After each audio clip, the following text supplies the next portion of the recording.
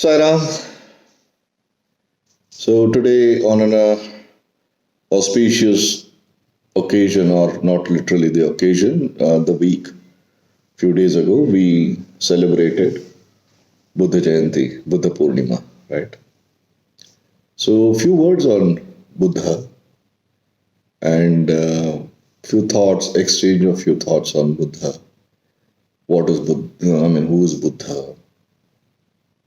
Why is it celebrated? Buddha Purnima, how is it celebrated? So, what should be celebrated? Right? Now, let us put the subject into right perspective. Jnana Bhakti Karma is our path as Saipanthis. We have to be very clear, rational, and very logical, and there has to be clarity in our thoughts, particularly about understanding. Buddha is not a person. Buddha is a state. Buddha is that elevated spiritual state. Gautama became a Buddha. So we celebrated Gautama Buddha Jayanti, Gautama the Enlightened. Gautama and Buddha are two different things. Buddha is a state, Buddhahood, Godhood. Likewise, Buddha is a state, you are enlightened. Buddha is not a person. Gautama becomes Buddha. Clear? So, Gautama Buddha. The path of enlightened state is called Buddhism. Correct? When you practice Buddhism, what you are going to attain is Buddhahood. State of Buddha, state of enlightenment, nirvana, whatever we call it, shunya. Right. So we go a little deep into Gautama. What we celebrate is Gautama's birthday. Buddha Purnima is Gautama's birthday. Right perspective. Fact. Now Gautama became Buddha, and his philosophy and his experiences and his thoughts, he started preaching, propagating, telling the world. Buddhism, what it was and what it is today, is a little different or quite different. Right? Now let us understand Gautama, since we are celebrating his birthday this week. One of the greatest masters the world has ever seen. Right? Sri Gautama Buddha. With all the obeisance and salutations at his holy feet, we try to understand in a few words, few minutes, what is Buddhahood, how is Gautama, how did Gautama attain Buddhahood, right? Now Gautama, we all know the story. He's born in today's Nepal, in Lumbini, and there is an astrologer who predicts that this boy is born for a huge cause, religious or spiritual, or one of those causes. He was born into a Kshatriya family, a royal family, and he was the ruler of his kingdom, Lumbini. And the astrologer says that, look, don't let this boy see any misery in his life. So he was the only child, apparent heir to the throne. So what he does, the king, Gautama's father, he says, no, let him not step out of the premises of the palace. make sure that he is always confined to the premises of the palace so that he is not exposed to misery, pain, agony, which persists outside in the world. So when that happens, one day, due to some circumstances or whatever, so Gautama takes a chariot and he heads to the city, into the city. And when he sees, we all know the stories, how Gautama witnesses the world, how he sees the misery, leper, the diseased, and somebody dying and everything. First experience, because he's in a very protected environment within the palace premises. One thing we need to understand. Is it right what his parents did? Wrong. Right? It is not a right thing to do. The sense of ownership that we establish on our children is wrong. Children belong to us. We belong to our children. We don't own our children. Children don't own us. So sense of ownership on our children is bad. We are just not going into Buddhism philosophy. We are just trying to decipher and understand Buddha's life, Gautama's life. Right? Sense of ownership on children is bad. For us also. We are always there to navigate them, their lives. We don't own them. So that is what they did. They controlled their life, the children's life, the Buddha's life, which was a wrong thing to do. But second thing we need to understand, he was a Karanavatar. So he had come for a specific purpose, upliftment of the society, preaching Buddhism, new school of thoughts, philosophy. So nothing could stop.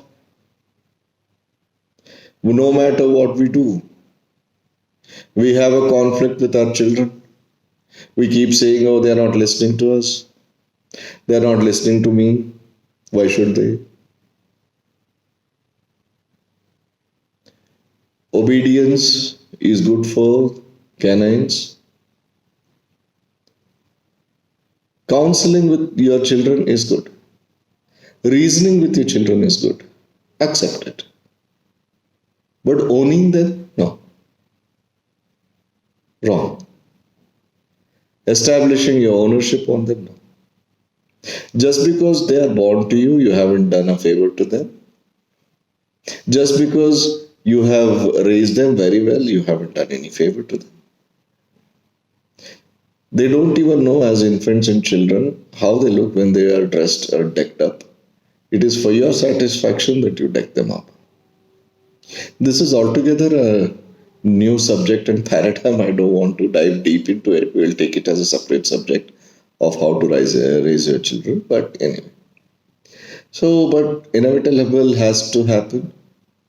Gautama realizes, and his most important thing which occurs in his life strikes two things in his life, two important situations. Our lives are a stack of events, very important events, and instances, incidents. That is what is our life is all about when you go out of the realm of time and space. Never mind. So Buddha's two most important developments in his life. One, he is disillusioned with the way the world is, the experiences of the world is, the pain, misery, agony and everything. Two, the point where he gets enlightened. Correct. Now, the difference between this vairagya. Vairagya is dispassion. Let us not get confused. We say that, Vairagya hits you. Vairagya doesn't hit you. Vairagya is a state which evolves in you over a period of time. Dispassion evolves in you when you reason out with the life. Disillusion hits you. Disillusion is something which hits you very hard and it is instantaneous. Suddenly, you lose interest in life. Suddenly, you cease to enjoy the experiences of the world. That is disillusion. So, Buddha was not a Vairagi when he saw the world. He was disillusioned completely. Then he wanted to understand the Satya, the truth. Then he prepares to leave his kingdom in search of his truth. As it is predestined, nothing could stop Gautama, He's still not become a Buddha. So it was predestined and Buddhahood has to happen and Buddhism is a necessity for the world. Now, when he gets completely disillusioned with the world, there are several attempts made to stop him from going away, leaving the kingdom, including to an extent that there was a very beautiful danseuse in Lumbini. His own wife sends her to Buddha as per the paintings and other things written, depicted as per the depiction in the paintings of Ajanta and Ellora caves. So she sends, please make sure that somehow you seduce him and retain him. I don't care, though he is my husband. To that extent, they try to hold him back. Won't happen. His son, Rahula, is Gautama's son. Tries to stop him, nothing happens. So, we people, once in a way, oh, I am disgusted, I am done. I am no longer interested in this world. Please, it's momentary. Even before you cross the threshold of your house, you will run back to your bedroom. So let us not feel that, हम थक गए दुनियादारी से, हमें चले जाना है हिमालय सब. नहीं है. That's a different level altogether. बोलने की बात है. That's a momentary vairagya, like, prasuti vairagya. When a woman delivers a child, she says, man will never touch me, my husband will never touch me. I have gone through this so much of pain. But they'll have multiple children subsequently. And like Smashana Vairagya, when somebody attends somebody's cremation or last rites, then you say, oh, is this all world? Bas yahi hai kya? A load of timber or a pit of 3 feet by 6 feet, you're gone. This is life. Though then, they'll start partying again. So this is all momentary, disillusioned state. So that is not actually being a state of disillusion that Buddha attained. Then Buddha leaves. No matter what happens, they realize nobody can stop him. Buddha leaves and then he follows 3 different paths. We are just before enlightenment. He follows 3 different paths. The first is Hinayana. He punishes himself, his body. He says, body is Nashwar. There is nothing. He has literally experienced absolute pain, hunger, starvation, disease, everything. in search of enlightenment. But he doesn't get it. Then feels that, okay, fine, this is not the path, there is no point in pursuing this path. Then he says, okay, let me go to Vajrayana. I mean, name given is Vajrayana, where he practices tantra, he learns, he practices tantras, siddhis, everything that we avoid siddhis now in our Shunya Kriya. But he gets all the siddhis, he practices everything, he's completely, even pampering. Buddha puts on a lot of weight. He deals with obesity as an issue. So, but then he understands rather, that this is not the truth. So, he comes to the central path of Mahayana Buddhism, which is most prevalent and popular in this world.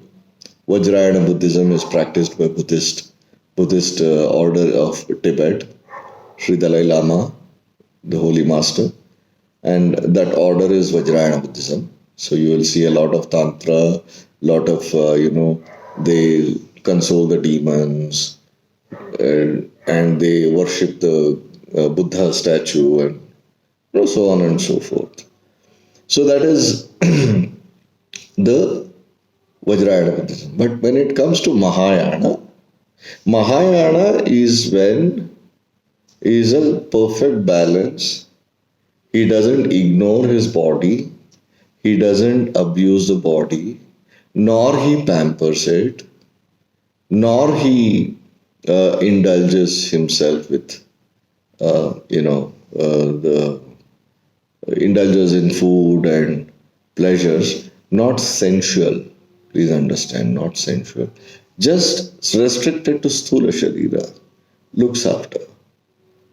So that is also not going to help. So he maintains a perfect balance of everything and does his sadhana.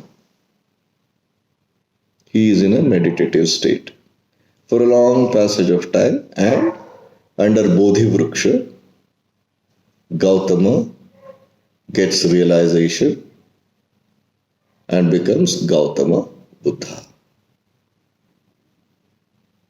One of the greatest universal spiritual masters that the world has seen. So we salute and pray at the feet of Gautama Buddha. Subsequently, whoever attains Buddhahood is called as a Buddha. The first Buddha within Buddhism is Gautama the Buddha. Gautama Buddha. Yeah. Now, subsequently, everything gets diluted and certain paths evolve, certain interpretations descend.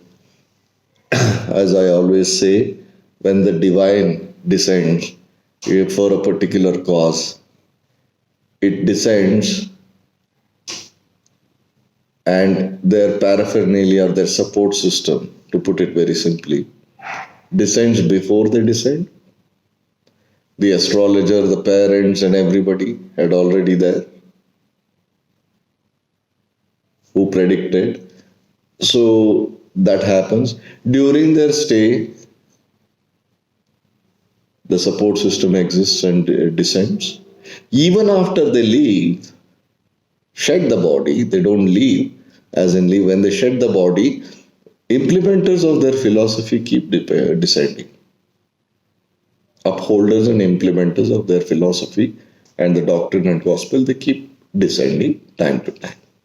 So that is a divine system, is a process. Not that once it happens and then it rests. No, it's a process. There are several examples to prove that. We'll take it up separately. Now, Buddha was against Murti Puja. People made Murti of Buddha and worshipped. So it is, that's how the human mind is. He was, people feel Buddha advocated ahimsa, and monks are vegetarians. Yes, they are. But there are monks who are non-vegetarians also. So Buddha never restricted your food to be this or that. He said that is why he is Mahayana. He said you consume your food, and if what you consume affects your mental state, then you are not even on the path. That's what Sri Sainath Maharaj also said. किसी ने कहा कि प्याज खा सकते क्या? Can we eat onion?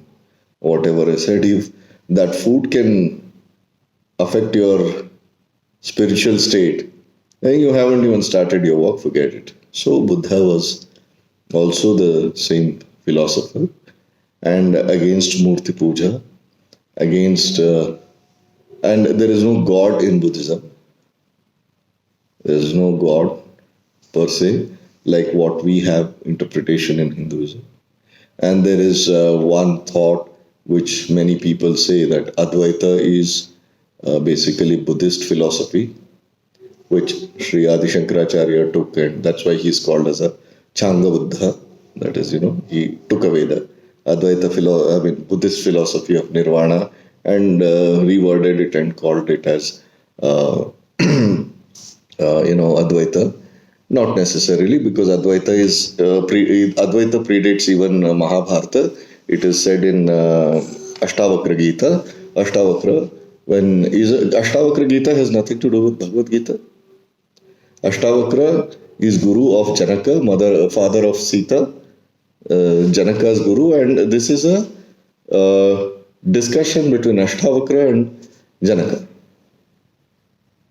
That conversation. That is Ashtavakra Gita. In that, Advaita is very clearly mentioned. So Adi Shankaracharya did not snatch it from Buddhism, right? But Shunya Kriya that we follow, again, people may say Shunya, the moment it is Shunya Kriya, everybody may correlate to Buddhism. Of course, it is very, prominent in Buddhism. But having said that, Shunya Sthiti, even Mahatar Babaji had propagated. So it predates Buddha's birth also, the Shunya Sthiti. It is in one of the Upanishads.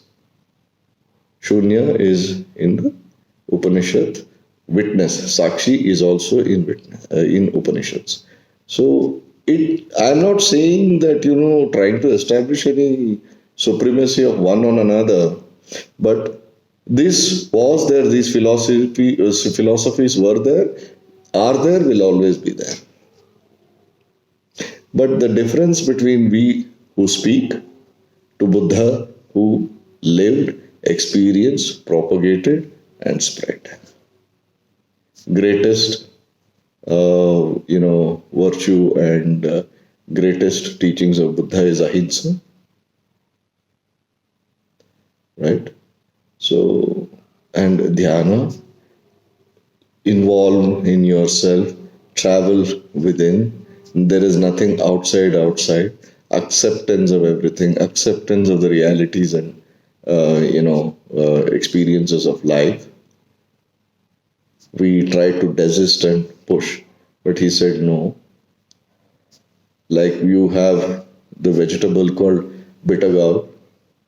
You enjoy that also. You have a sweet meat also. So that is how Buddha established his doctrine, and he lived really long, for a long period of time. And he taught his philosophy to the world. And then he left after checking with his disciples and devotees that, are you all clear? Have I made myself clear to you? Is there anything that you need to learn? Is there anything which you want to seek clarity on? So, Bhaiya, I have a question. No, 1 minute. We'll complete it and then I'll come to the questions. Okay. Yeah. So after all these things are questions and seeking the approval from his disciples and devotees, then Buddha decides to shed the body. And today also the most relevant and prominent path, I wouldn't give it a name of a religion. I don't want to belittle Buddha by calling Buddhism as a religion. It's a way of life, a new philosophy. The great avatar, great master the world has seen, Sri Buddha, Gautama becomes Buddha and gives his teachings for the world, and which is very prevalent even this day. So this is some few words of words on Gautama Buddha on Buddha Purnima. Now, if you have any questions, you may please ask.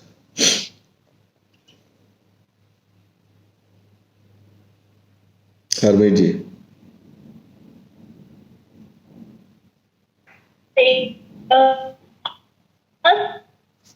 Was through mantras. Sorry? Mantras. Sorry? What was his style of propagating his teaching? Uh-huh. Like, we know that कहीं पे कुछ मंत्र का किया जाता है, कहीं पे साधना का बताया जाता है, कहीं पर ध्यान का बताया जाता है. हाँ जी. तो इनका क्या स्टाइल था of because I see Delhi में entire South Delhi GK2 is full of Buddha followers, and I think generally what they do is they do the mantra, some kind of mantras, I guess. So what is their style of As I said, there are three. Now your question is, some of the Buddhists will recite mantras, some people will do the dhyana sadhana, some people will do blend of both, and what is the right thing? That is the question you have, right? If I have understood the question, what is their path? Clearly. Right. Now, Gautama first goes through the stage of Hinayana. He abuses his body, he fasts, he doesn't regard his body, and the body suffers. Then he realizes without the body you cannot attain nirvana. So then he indulges, he looks after himself, he pampers. So the Hinayana is one order which nobody follows in this contemporary world. Then came the Vajrayana. In Vajrayana Buddhism, there are mantras. That is, within Vajrayana is Mantrayana. Yana is the travel. Yana means travel. So, Mantrayana is recitation of mantras as per the Pali dialect and Pali pronunciation, style of pronunciation. That is Vajrayana Buddhism. Then came Mahayana, where the recitation of mantras is less, almost non-existent. It's a travel within and more of dhyana. That is Mahayana Buddhism. We have different sects even in Hinduism, like you have Dvaitis, Advaitis, Vishishtadvaitis, Dvaitadvaitis, Achinta Veda Vedis, and then you have Purnadvaitis, different kind of things. Likewise, there are different paths within Buddhism. Some people adhere to the order of Vajrayana, where Murti Puja is done. They recite the mantras predominantly. So long as Mahayana is concerned, they don't do the Murti Puja. They're not supposed to, at least. But, yeah, people tend to do contrary to what the master says over a period of time. So, yes, that is Mahayana Buddhism. But now the blend of all the three paths is called as Sarvayana. Yana is travel. So what people have very smartly done is blended all the three. Hinayana, Mahayana, Vajrayana, and they said Sarvayana. blend of all the three.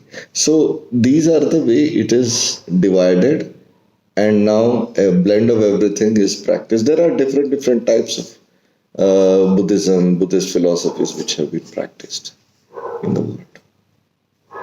Yeah. Trust this answers your question. Yes, Priya. Clear. Anybody has any other questions? Okay. So